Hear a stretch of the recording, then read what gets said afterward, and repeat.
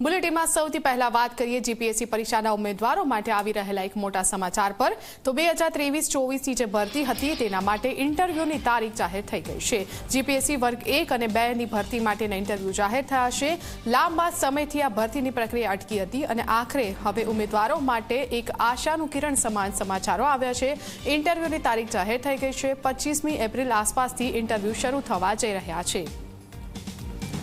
તો જીપીએસસીની વર્ગ 1 અને 2ની ભરતી પ્રક્રિયા હતી લાંબા સમયથી અટકી હતી। 25 એપ્રિલ આસપાસથી ઇન્ટરવ્યુ શરૂ થવા જઈ રહ્યા છે। એટલા માટે ઉમેદવારોમાં હવે આશા જાગી છે અને તેમણે તૈયારી કરવાનું પણ શરૂ કરી દીધું છે। જીપીએસસીની પરીક્ષાના ઉમેદવારો માટે આ મહત્વના સમાચાર।